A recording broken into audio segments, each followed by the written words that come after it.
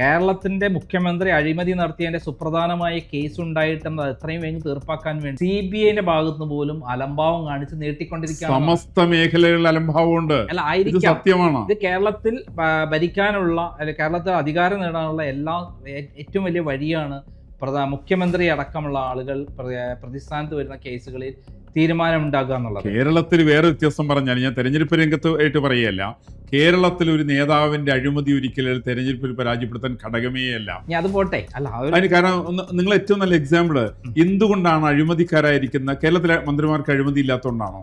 കേരളത്തിലെ മന്ത്രിമാര് ജാതി സ്പിരിറ്റിലുള്ള പലതും ഉണ്ടായിരിക്കാം. നമ്മുടെ മുന്നിൽ തെളിവ് സഹിതം വരുന്ന കേസുകളാണ്. നമ്മുടെ മുമ്പിൽ ഇതെല്ലാം തെളിവുണ്ട്. ഇപ്പൊ പാം ഓയിൽ കേസ് നമ്മുടെ മുമ്പിൽ വലിയ തെളിവായിരുന്നു. അല്ല, ഇതെന്ന് പറയുന്നത് സ്വർണ്ണക്കളക്കടത്തിലാണെങ്കിൽ കൃത്യമായി സ്വപ്ന സുരേഷ് കൃത്യമായിട്ട് 164 സ്റ്റേറ്റ്മെന്റ് കൊടുത്തിട്ടുള്ള എന്താണ്, പിണറായി വിജയനും മകൾക്കും വേണ്ടിയിട്ടാണ് ഈ നയതന്ത്ര ബാഗേജ് സ്വർണ്ണക്കളത്തിൽ നടത്തിയത്, ബിരിയാണി ചെമ്പിലൂടെ ഇവിടെ വന്നിരിക്കുന്ന സ്വർണമാണ് എന്ന് പറഞ്ഞിട്ട് അതിനോട് ബന്ധപ്പെട്ട് പിണറായി വിജയൻ ഇന്നേ വരെ അദ്ദേഹത്തെ വിളിച്ചു ചോദ്യം ചെയ്യാൻ. സരിതയുടെ കേസില് നേരത്തെ ഇതിന്റെ സൗരോർജത്തിന്റെ കേസിൽ അവർ ഒരുപാട് നമ്മൾ ചർച്ച നടത്തിയതാണല്ലോ. എവിടെ എത്തിയത്? സൗരോർജം മാതിരിയല്ല, അത് കള്ളക്കേസാണെന്ന് അല്ല, അതിലുണ്ടായിരുന്നു. അതിൽ കള്ളക്കേസാണെന്ന് നമുക്ക് വ്യക്തമായി. കള്ളക്കേസ് അതിലല്ല, കള്ളക്കേസ് ഉണ്ടായത് ഉമ്മൻചാണ്ടിയുടെ പ്രശ്നത്തിലാണ്.